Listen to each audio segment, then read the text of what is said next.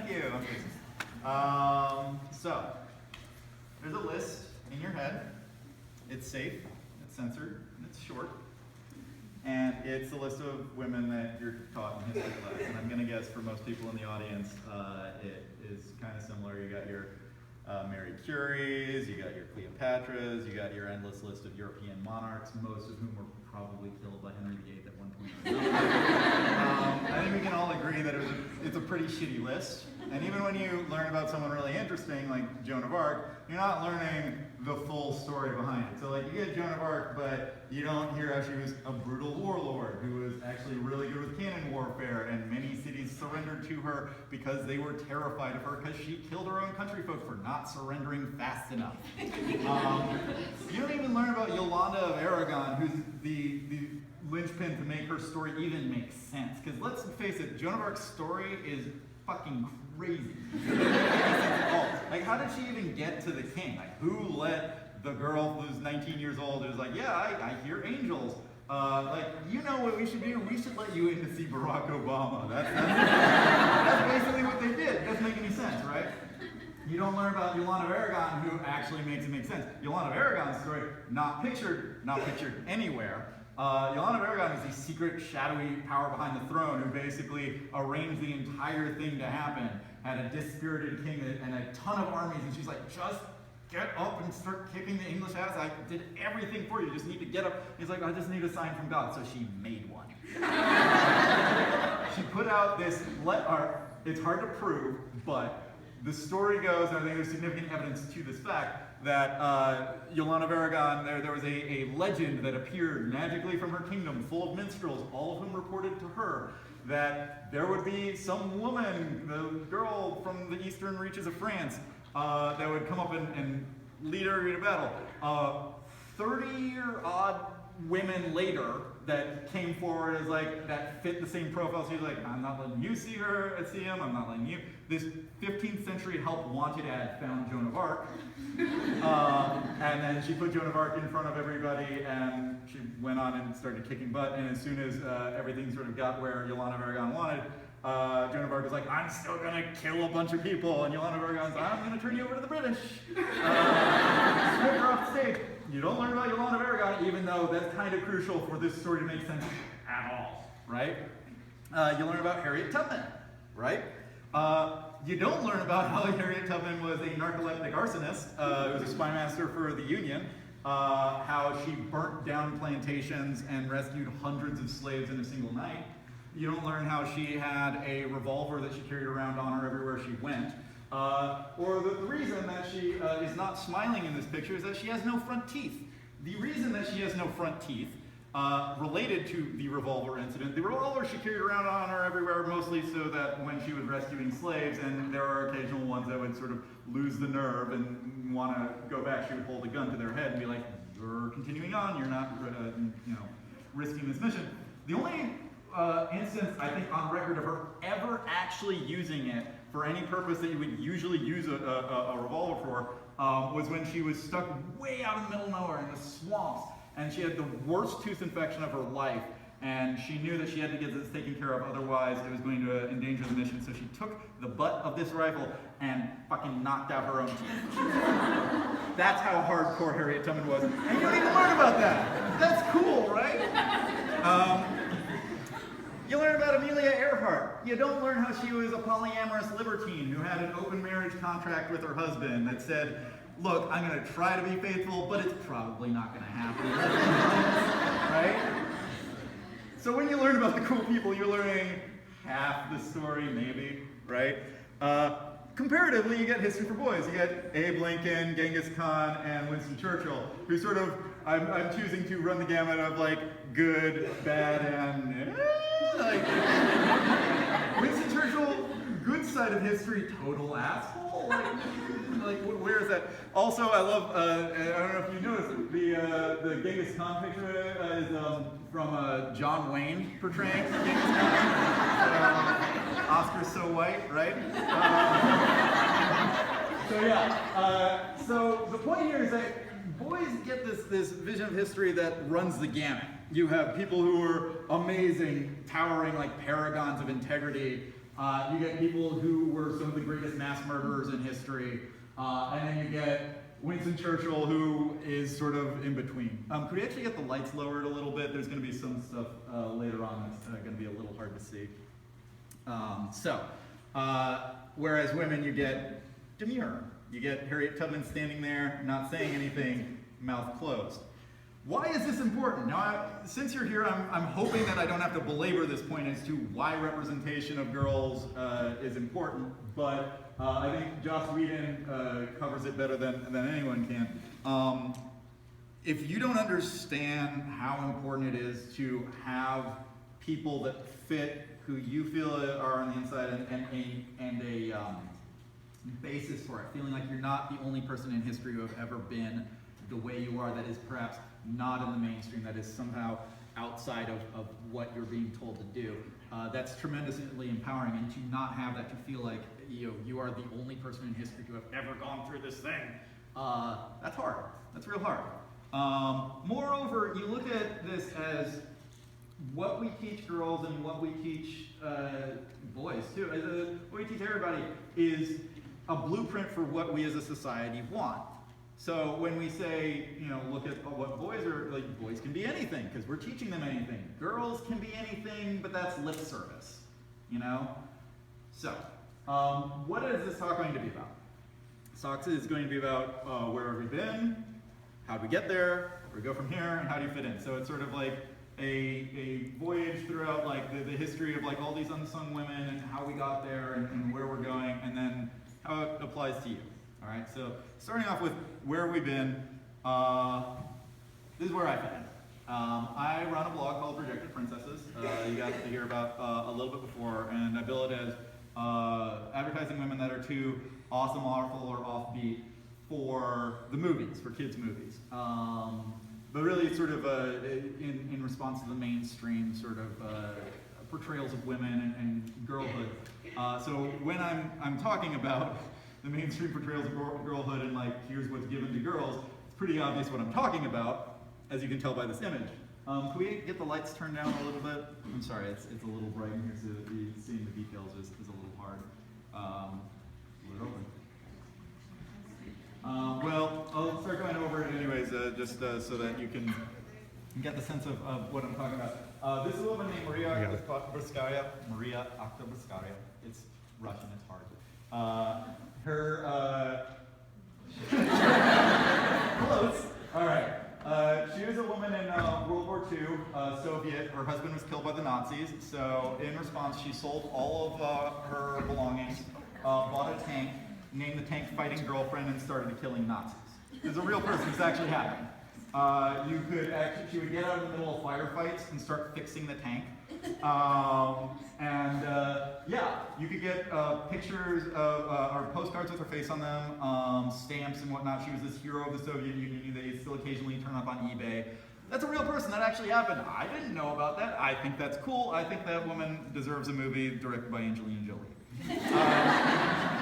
This is Shajar al-Dur. 13th century Egypt. She was a concubine who had worked her way up to sort of head wife of the Sultanate who was ruling there. And the Sultan, her husband, dies just as France begins invading on the 7th Crusade. So with a dead husband and like a invading nation, and France was like the big player on the stage, like, what's a lady to do? Well, in Shajar al-Dur's case, she consulted with the military, kept her husband's death a secret. She was just like, oh, he's not feeling well. You should just give me the messages and I'll relay them to him, and when he's feeling better, I'll get back to you. And then with the military, orchestrated one of the greatest ass stompings in history. They completely just annihilated the French army. She took Louis VII hostage and ransomed him back to France for 30% of France's GDP. She then went on to rule in her own name, have coins printed up of her, and then lead prayers, which is a big deal, and then usher in the Mamluk Sultanate, which was went on for several centuries and was considered one of the great golden ages of the time. You don't really learn about her in history class, but she was super cool, right? You learn about Ida B. Wells, some of you. How many Ida B. Wells know about? Okay. All right, good. This is something that I never learned about in school, and it's been over the past like 10, 20 years. I'm a little bit older than most of y'all. That she started sneaking into the curriculum. The way that she's often introduced in these sorts of things is that 71 years before Rosa Parks refused to get off of a bus, there was a woman who refused to get off of a train. That was Ida B. Wells. She had to be forcibly removed as she kicked, punched, and bit the people that were taking her from the seat that she had legally paid for. Doesn't really get to who she was. She was a journalist who was investigating lynchings and was pretty much the only one to do it for 20 years. Now, when I say lynchings, probably the image that you have, the one that I was always taught in school, is person hanging from a tree. Maybe that person has had the shit beaten out of them beforehand. Maybe they've been shot up or whatever. That is 1% as horrible as lynchings ever got, okay? Because, again, I'm not into censored histories and I'm not into like pulling punches, I'm going to give you a brief taste of how bad it got. So these were Coliseum type events where they got the entire town to come out and they'd sell tickets. You could go to this orchestra and see someone just tortured to death. It was emblematic of the Roman Coliseum. They would sell souvenirs. You could get the tree that someone was hanged from or lashed to. You could buy parts of their skeleton. You could buy a recording of their dying screams, like the world's most fucked up ringtone. She was pretty much the only one covering this, and people did not believe, A, that this was happening, B, it was happening on the scale that she was saying, and C, that it was happening on like these incredible level of racist like propaganda that people were saying, oh, because they're raping white women, which wasn't the case. And she took down facts, she took down figures. She slept with a gun under her pillow. She was basically the only one doing this for 20 years. So many people tried to kill her, and she survived.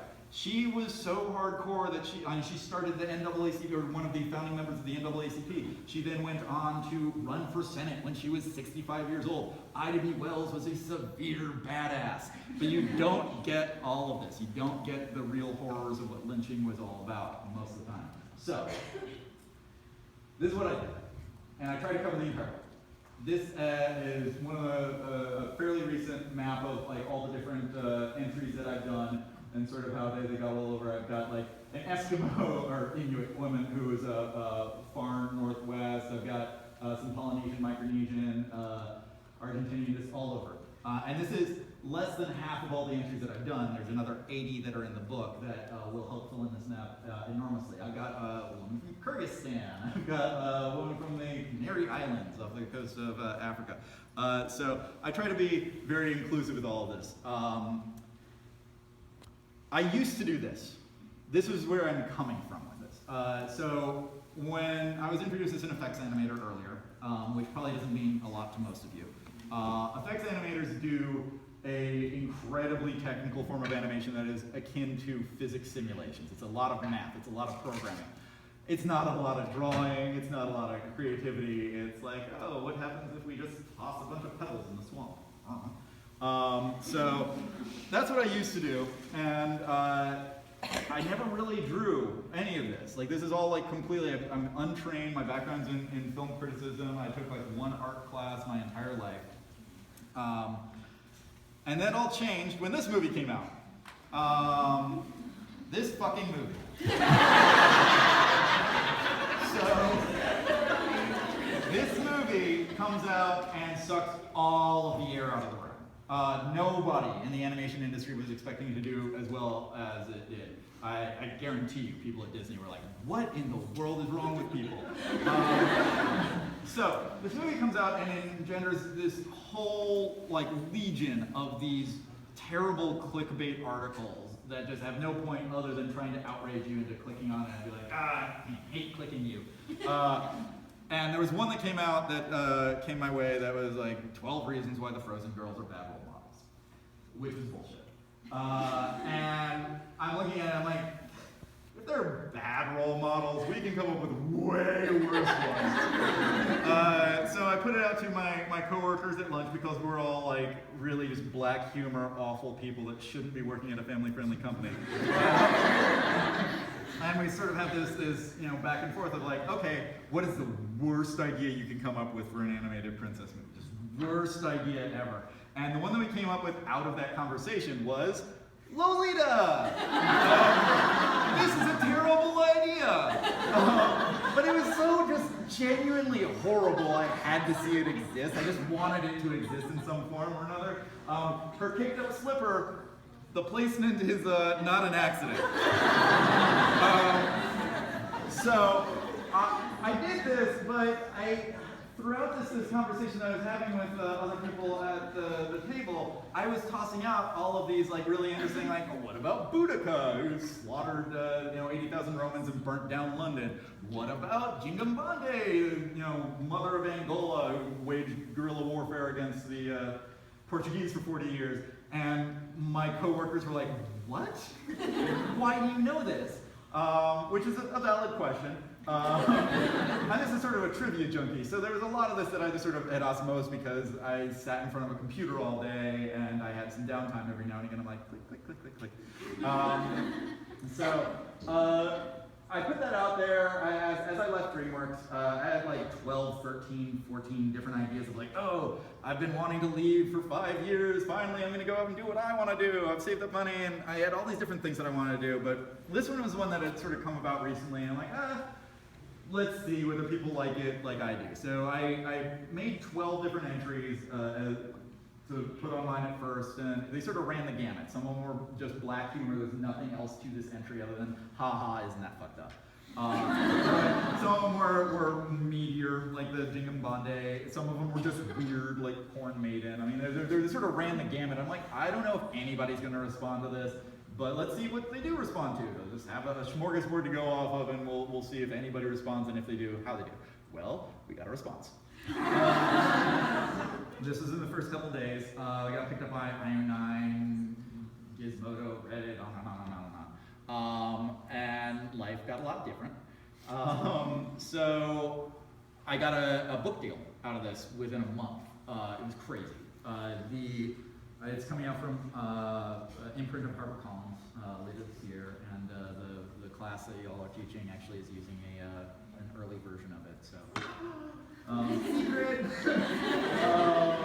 But yeah, it found an audience, mostly on Tumblr, but a lot on Facebook and Twitter as well, that have been very devoted. We have cosplayers, which is pretty cool. This is a woman cosplaying as Tomyris, the Queen of the Sagittae, who is the woman who killed Cyrus the Great. The basic story there is Cyrus is like, I'm going to invade your country, don't invade my country. I'm going to invade your country, don't invade my country. Invades the country, cuts off his head. That's how Cyrus the Great went down, right? But Tomyris doesn't get a lot of play. Tomyris is super awesome, though. She's also the inspiration for a lot of Amazonian legends. Her, the Scythians, and the Sagittae. It's a whole culture. It's really interesting to look up. Anyways, so the thing that I get more often than anything else as a question as feedback is, why rejected princesses? Doesn't that seem a little harsh? Why are you rejecting them? And this is a question I get real sick of. The easy answer is, what else do you call it? It's just sort of like princesses who wouldn't make the cut for, they're just sort of not mainstream in some way or another. That's the flip response, right? I think people who look more into it will realize that no, I'm not pitching these to DreamWorks, I'm not pitching these to Disney, I'm not pitching them to Blue Sky or Fox or wherever. As much as I would love to pitch the Tank Princess movie, I'm under no illusions that that's a smart idea. So when I say rejected, most people get the idea that this is an implicit critique of sort of the mainstream portrayal of women and sort of the Disneyfication of girlhood, right?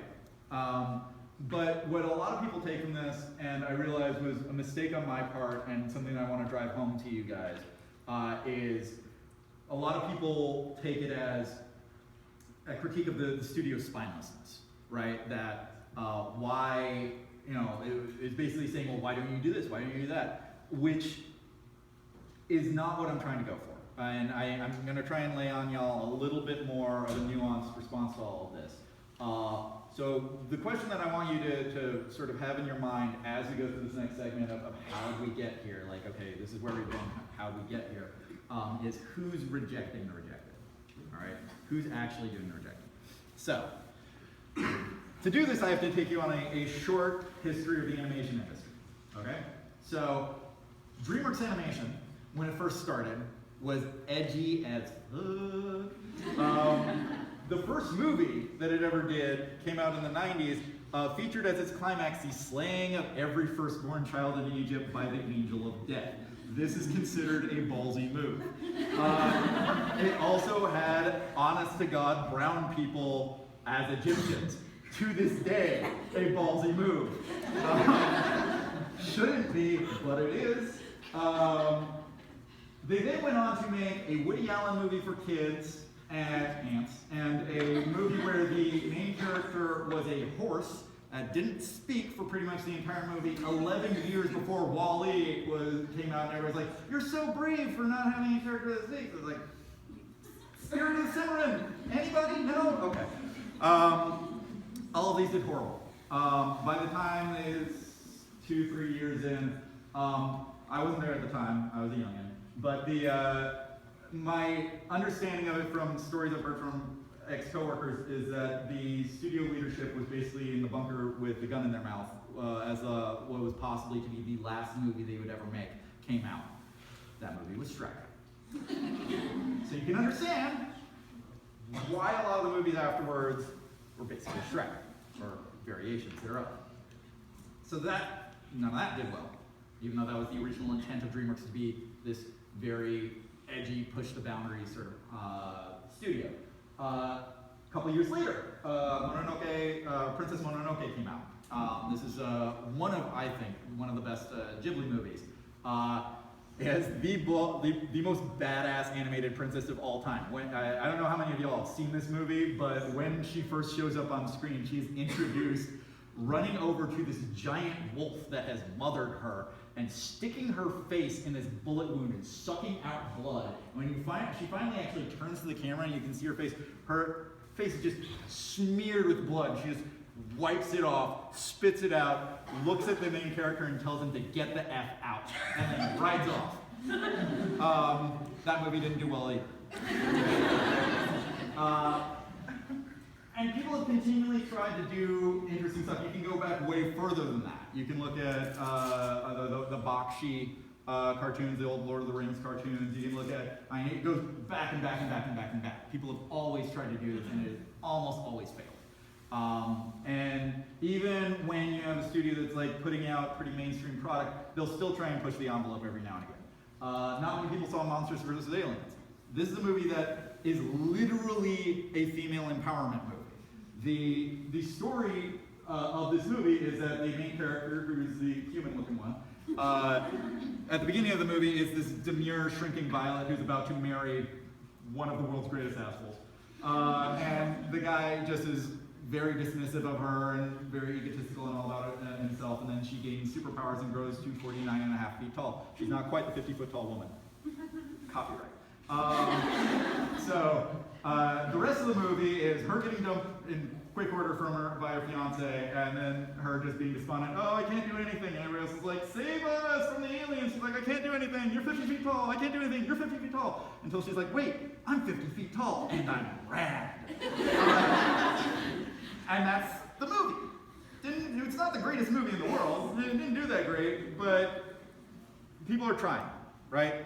There have been stabs out there, and every single time, audiences en masse have rejected it, or pretty much every single time. Even within Disney's vaunted princess line, you have this problem. I have a number of friends who work in Disney toys, and so I get to hear all the back and forth of, like, because that's where Disney makes a ton of its money. That you can argue until you're blue in the face as to why this is, but it is hard to argue with the fact that, unfortunately, the princesses of color sell at 10%, between 10 and 1% as well as the white princesses. That sucks. There's many reasons you can point out why that might be. Unfortunately, it's just sort of there, and it's really hard to argue against. And so you have these bean counters that are able to sort of call the shots as like, it is the responsible thing to do to release a movie that is going to have an audience. Now, again, you can point to this as sort of like, oh, this spinelessness thing, blah, blah, blah. I'm going to show you one image that sort of typifies why I take severe exception to this. It's this image. So, this is an image that came out 2 years ago that was circling around just inside the industry. And it was put out after DreamWorks had released, I think, 2 or 3 different movies that were trying to push the envelope a little bit. The last one of which was Rise of the Guardians, which is sort of an Avengers for Kids movie. And they tanked, and they had to lay off a quarter of the studio. And this was done by one of the storyboard artists, and it shows every one of the main DreamWorks characters, including some from movies that now will never get released, mourning the people who had gone. I was in the middle of this. It was horrible. It was basically going to a funeral every single day. It was people that you'd worked with for years and years and years that were suddenly getting laid off. You knew their spouses, you knew their kids, you'd seen them for years. Now, being the person that puts that into production is not something that you can take lightly. It's not a job that I would ever want to do because these movies take a really long time to make. So when you greenlight a movie, no matter how much it falls in line with your ethos and you think that it's great, you're basically taking a very big gamble that 5 years down the line, the culture is going to be where you think this is. You're pulling a trigger and hoping that this bullet hits 5 years from now. And what you are gambling is the lives and happiness and welfare of all of these people that are near and dear to your heart. That is a really, really hard thing to ask of someone. All right, it is very real that people's lives are on the line. So you can say that it is the perceived spinelessness of the studios. What I'm telling you is that people have tried time and time again, and they failed. And it is not their fault most of the time. So instead, what we're left with asking is who rejects the rejected? Focus groups. It is you and me. It is people that go and see these movies or don't go see these movies, as often the case is. So you're left with the argument of like, well, some of these are very obvious, like, you know, just not suitable for kids or whatever, like they're just not going to find the audience. People don't really understand the kids. Well, to this I reply, what is appropriate for kids anyway? This has changed a lot throughout history, okay? What we consider appropriate for kids now is radically different than what it was 50 years ago, is radically different than what it was 50 years before then. I mean, slavery was totally okay at one point, child labor was totally okay at one point. So there is this narrative of where it's almost like a post-historical, like everything's set in stone. Well, of course, it's always been this way of like, this is how life is, this is common sense, you should know better, this is what's appropriate for kids, sort of almost the helicopter mom, helicopter parents thing. But that's changed radically throughout time. You look at ancient Greek myth and you had kids learning about Cronus eating his own children, as lovingly illustrated by Goya there on the left. You learned about the Greek gods coming down in the form of various animals and impregnating women, as portrayed lovingly on the right by Leda and the Swan. You had Norse kids learning about some of the most bloody end-of-the-world scenarios ever. I mean, I would argue that a lot of Revelations is pretty, like, questionably, like, appropriate for kids, right? But this is always, like, this constantly moving battle. And there is this narrative out there that it's sort of like, no, it's set in stone, this is how it is, but it's always shifting. Moreover, you have this real problem of how things are framed. Okay, so I'm going to take a bit of a digression to explain this image because it takes a little bit to explain. This is an image of Aisha bint Abu Bakr, who was the Prophet Muhammad's best beloved wife after Khadijah. That's a little complicated. Anyway, to get this out of the way, when you hear this really unfortunate tendency of people being like, you know, the Prophet Muhammad was a pedophile, Aisha is who they're talking about. She was betrothed to him when she was 9, and by every single account, in her own words. She was totally happy with it. Yes, it sucks. Yes, it's absolutely like indefensible according to modern day this and that. It's not uncommon on the stage of history. God knows how many European monarchs married underage, and you know, it would be remiss of me to not mention this, right? But that is not getting to who Aisha is, okay? That is reframing her story and taking her entirely out of it and casting her entirely as a victim, which is really actually what a lot of her story ends up being about regardless. So Aisha, being the best beloved wife of the Prophet Muhammad, after the Prophet dies, ends up being at the center of this massive civil war between Muslims that continues to this day. One sect views the teachings that she had, which are very, like, for the most part, like, very just sort of common sense, like, hey, the Prophet Muhammad didn't think that I was possessed by the devil when I was on my period. Like, he could brush his teeth in my presence. It was really simple, like, you know, you should wash your armpits sometimes. Like, these were very simple teachings. And one giant sect was just like, no, you and your father, who was one of the Prophet Muhammad's best friends, are usurping the religion. Really, as opposed to following you, we should follow his son Ali. Ali was not down with their teachings, and this became this massive split between the Sunnis and the Shias. So if you've heard those names, Aisha's at the center of that, okay?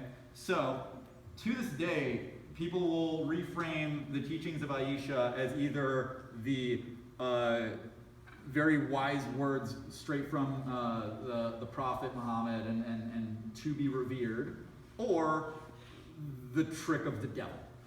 There's really like not a ton of in between when it comes to these teachings, unfortunately. So how I've actually portrayed her here, you may have heard that to portray the Prophet Muhammad in imagery is a little bit of a gray area, to put it mildly. That most of the time when they're portrayed, the high-ups in Islam nowadays, they're portrayed with light emitting from their face, just their features obscured. Sometimes they're in silhouette.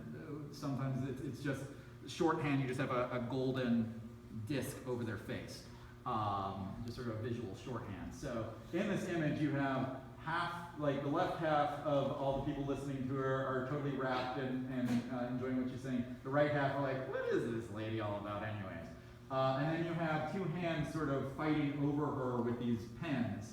And they've got this filigree border that they're both drawing around her that is actually the exact same pattern. On the left-hand side, it's vines. On the right-hand side, it's fire, but it's actually the same pattern. And as they've done so, they've spilled out some golden ink that's made a dot over her face. So that's the general idea of all that. Sorry for the brief digression, but I needed to get this across to you because she's emblematic of this tendency that happens in every single culture to reframe these stories.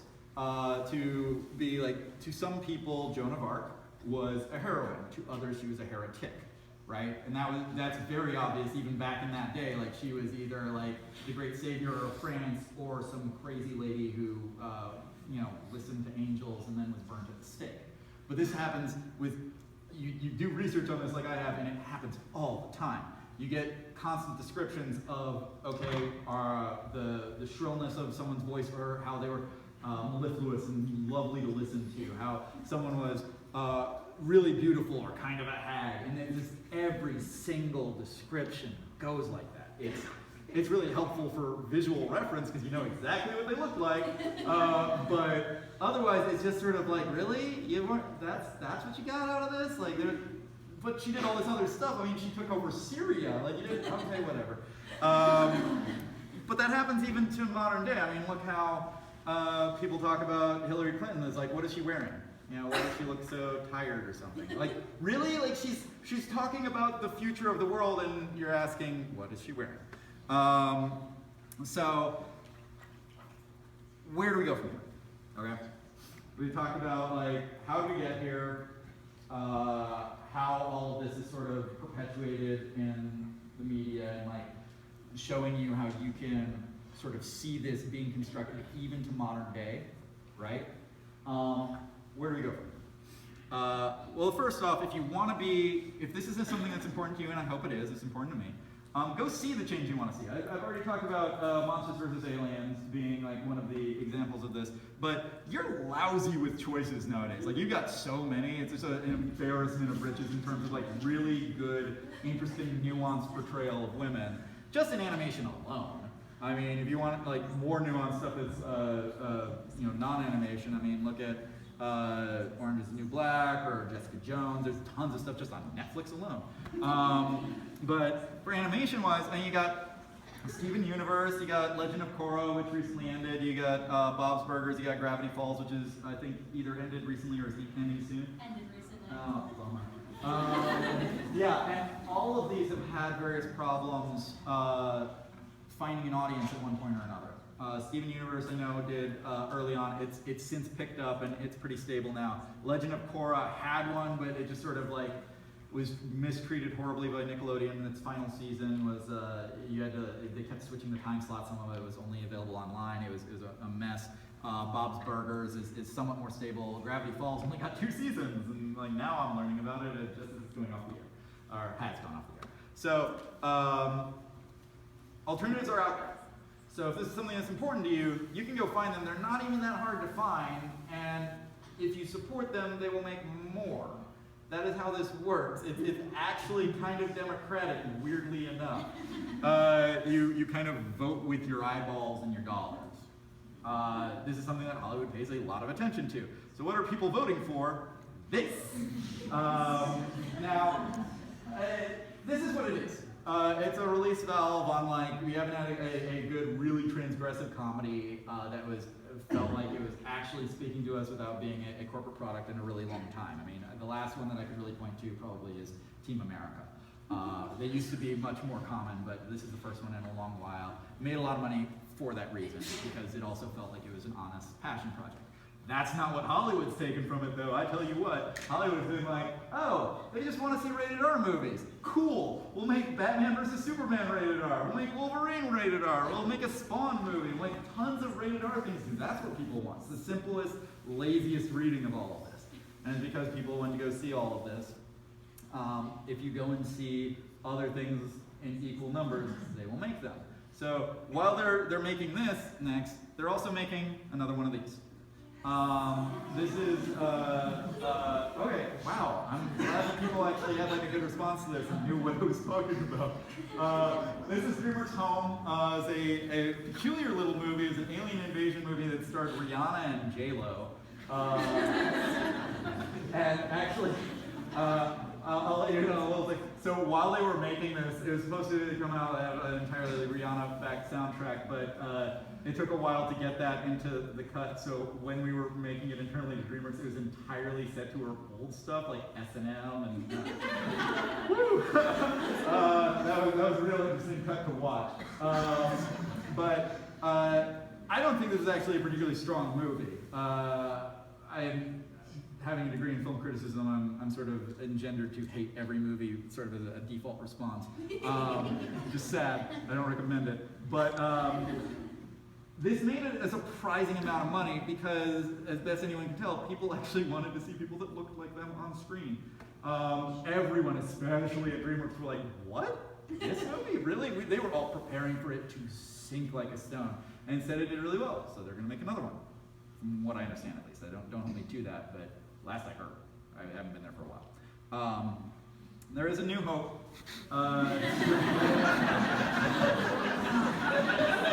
Sorry, I had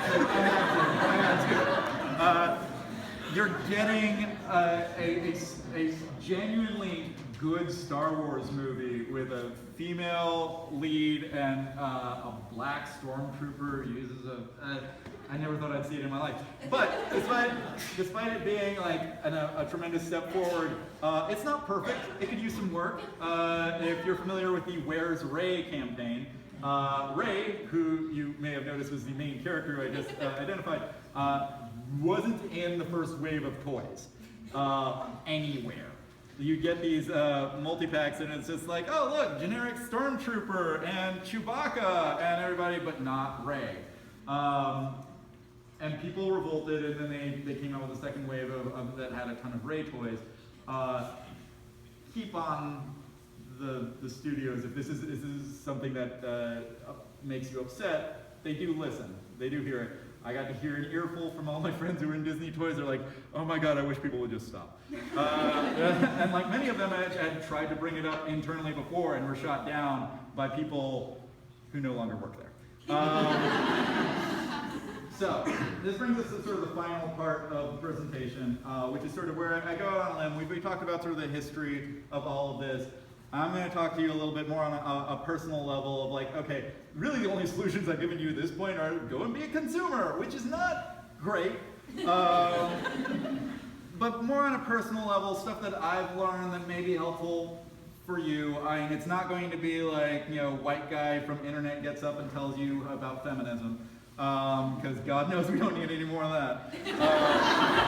But it's stuff that I've learned just, and hopefully will be of use to you. I present it humbly. So, first off is that new heroes are discovered all the time. History is not fixed. History is a constantly evolving medium. So, over here on the left we have a Kenyan colonial freedom fighter named Wamenza. Who basically organized this massive uprising against the British by performing ecstatic dances from town to town to town to town.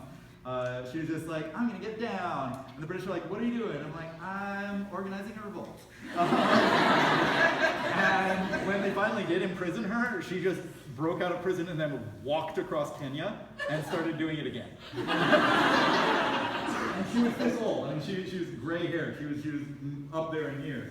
Nobody knew about her for many, many, many years. She was just this local legend until a visiting researcher just was like, this is a rad story, and brought it to prominence.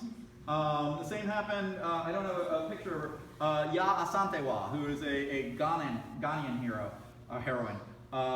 She led this tremendous uprising against the British. It was one of the most successful fights against British colonialism, the War of the Golden Stool.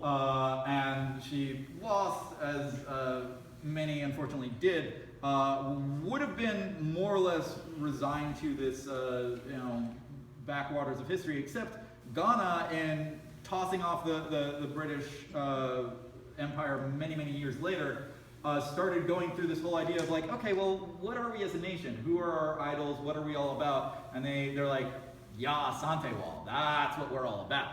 And so they brought her back to like sort of the forefront of all of this. And so people wouldn't have known about her, and now she's actually like not only a big figure there, but has inspired many people sort of around the world. There are plenty of people in Brooklyn, weirdly enough, that are naming their kids after her. So it's a constant process of discovery. Hatshepsut, which I think a fair number of you might know about, was this tremendously successful pharaoh who ruled by herself in her own name. The next two generations of people tried their level best to erase her from history. She built so much stuff that even though they went at her with a chisel for like 30, 40 years, it's like they erased her name off of everything. There's still so much stuff from her era that there's almost every major museum in the world has several pieces, if not an entire room devoted to all the stuff that was built. But it took a while for her name to come back to prominence. This happened, I believe, within my lifetime. So this is this constantly evolving thing. There are local heroes everywhere. I get tossed stuff from like rural Pennsylvania. Like, did you know about this girl like Kate Shelley, who's like helped this train wreck crawling across this crumbling bridge in a lightning storm and saved a bunch of people? Super cool. People need to know more about her. I plan on helping people know more about her. As historians, you can dig that stuff up. As people who care about it, as people who live in places where there maybe is a story that people don't know about, you can try and get the word out about that. So that is one thing that you can do if this is important to you. Even online, you can find these sources. Not to belabor it, but I keep posting stuff online, so we got you covered. We had a Syrian rebel queen who like overthrew a bunch of the Romans, or a Latin American revolutionary, or the woman who actually discovered DNA and then was screwed over by Watson and Crick. So if this is important to you, there's so much information out there. Even someone who has no historical training, like me, could go out and do it. The second thing that I'd urge you to do is listen, trust, and support. There's a lot of people out there who are going through tremendously difficult experiences that are quite different from my own. This was a slide taken from a talk that I attended by Anita Sarkeesian, who does Feminist Frequency. Some of you may know about this, the Gamergate controversy, who basically, she's doing a light feminist, very light feminist critique of video games. She's just being like, hey, why are women portrayed so bad? This is happening a lot, and gets death threats. And many people don't believe what she's going through, and then add to this. And this is an extreme example. But even in daily life, I know that many years ago, well, not even that many years ago, I mean, I had trouble believing that, like, say, one of my friends would come to me and is like, I think my ex is stalking me. And I'm like, this seems really far-fetched and out there and not, like, I have a real hard time believing that he's hacked your email. He had hacked her email, and I apologize profusely for doubting her. So be supportive, listen, and give people the benefit of the trust. That said, verify. This is an article I get tossed a lot recently. This is a bunch of Kurdish Peshmerga troops. It's an all-women brigade. Some of you may have seen the story that basically says that ISIS is afraid of women because if they're killed by women, they will automatically go to hell. And it has made the rounds on Blogosphere so many times. I get this, God, it must be at least 3 times a week. People ask me to post it, and I have not, because I can't verify it. This is something that is coming out in wartime, and it is something that is, unfortunately, part of could be taken as part of a larger sort of anti-Islamic narrative. So I'm very conscious of where things are coming from and what I'm choosing to believe and what I'm choosing to propagate out into the world. Partially because I have a bullhorn, like people, I don't know why, but they're actually listening to me. But, so I say trust, but do your homework as well. We live in a tremendously fractured and very political era, and unfortunately I think a lot of you are too young to remember a time where it wasn't like this, but it doesn't have to be like this all the time. So, second to lastly, be kind. These are all entries that I have gotten enormous flack for. I'll run through these real quick. The far left is a woman named Ashkish, is a crow two-spirit. For those of you not in the know, two-spirits, well, most Native American tribes subscribe to the idea that there's more than 2 genders. It's usually between 3 and 7. And this is people who are not straight and cisgender, and it falls across all biologies and all sexual orientations. Every tribe sort of has a different setup. Even to call them two-spirits, that umbrella is a contentious term because some people don't want to be underneath that. And then there's the larger umbrella of transgender or trans-star that many two-spirit don't want to be under. It's a contentious term, but it's a really interesting social phenomenon, and it's one that Ashkish was part of. So it was vital for me to explain this. And I thought, what a cool thing to do. Like, I think this person has a really interesting story. I want to put them forward and let more people know about this, because I think it's important in someone to be held up. And I got an endless reaming from the internet. Posted this on Tumblr. Surprise! Tumblr cares about social justice. And I mean, so do I, obviously. But the vitriol and just really hated shit I got almost made me just want to quit the internet forever. It was really just hard to take, just booting up my email. And I I had to have my brother go through it at a certain point because I would lose a day to every email that I got that was just calling me a sexist piece of shit. What they were objecting to, by and large, wasn't that I was being offensive about it. I'd run the entry by all of my trans friends, including all my trans exes, and is this appropriate? Is this portraying this person correctly? And all of them were like, yeah, I think so. I mean, I'm not Two-Spirit, so I don't really know. Not being Two-Spirit did not stop the internet from being real offended about it.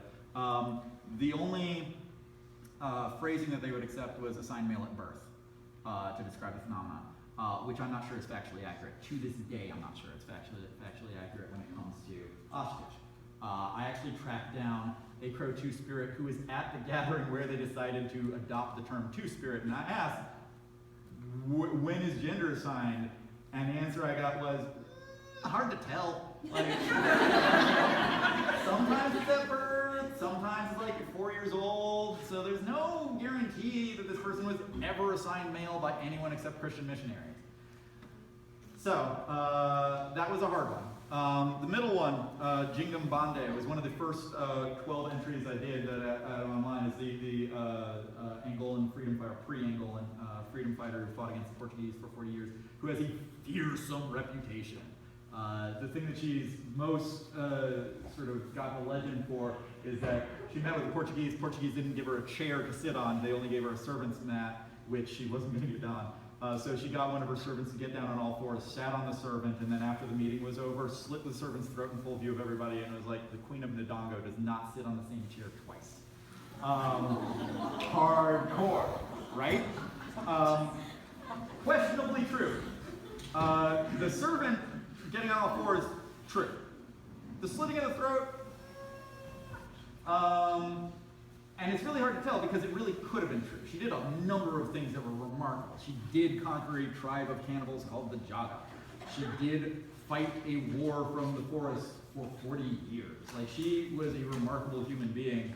But I got a lot of people really angry at me for repeating the racist narrative without doing all of my fact checking. This is my first 12. I was getting the information off of Wikipedia at that point. So it's kind of important to fact check. And the last one is Freydis Eriksdotter. She is a Viking who was confronted by a bunch of Native Americans, and they were like charging after her because it was a bunch of Vikings on their land. And historically speaking, if Vikings are invading, you want to get those guys out of there because Vikings were not real pleasant to have around. So it's not a bad move on the Beowulf's part. And as the story goes, she being tremendously pregnant and having been left behind by her Viking counterparts, bared her breasts, started hitting it with a sword and yelling at them, and the Beowulf were like, what? And they ran away, because that's the right thing to do. And I got someone who was doggedly coming after me for a month, just calling me a racist piece of shit, because it's like white woman versus a bunch of Native Americans who they thought all looked like thugs. All of them are sort of standing around being confused, like, what are you doing? And she's just like, la, la, la, la. And I explained to this person, and I was like, look, I get where you're coming from. I'm willing to have a conversation with you about it. I get that this is like questionable optics, but please, I'm a human being. I've got a long record of admitting when I'm wrong. Come at me like a human being. Let's have a discussion about it, as opposed to trying to make an embarrassment of me in front of everybody and not actually talking with me, talking at me, calling me out instead of calling me in. This is a real problem, and all of these were points where I was like, why am I doing this? What is the point? Like, this is not a lot of fun. When the Jenga stuff happened, I didn't even know that people were yelling at me because I didn't understand how to use Tumblr. And I didn't realize that people were reblogging. I'm like, oh, it's really popular. It was popular for the wrong reason. People were reblogging and being like, this racist piece of shit. And I'm like, oh, cool, people like it. And it was at that point that I realized how to actually use Tumblr. I'm like, oh, I wish someone had actually talked to me. I had no idea this was happening. Oh, I would have made corrections much sooner. Which brings us to my last point, is be humble. One thing that I constantly try and do is, I'm not a historian, as I've tried to impress upon you. I make mistakes. So I regularly award these. Little nog prizes whenever anyone makes a good correction. We've got something in the class that's being taught here is like, hey, if you can find a really good error that I've made in the book, because God knows I'm sure there's plenty of them, I'll give you one of these and just say that in perpetuity, you're smarter than me. And that's actually helped a lot in terms of just reducing the vitriol around this, and it's really, I think, helped foster a great audience and a great discussion around it. And I highly recommend being humble and being human on the internet. It serves you well. That's my talk. I would like to finish it off by asking Dr. Freeman and Dr. Truitt to the stage so that I can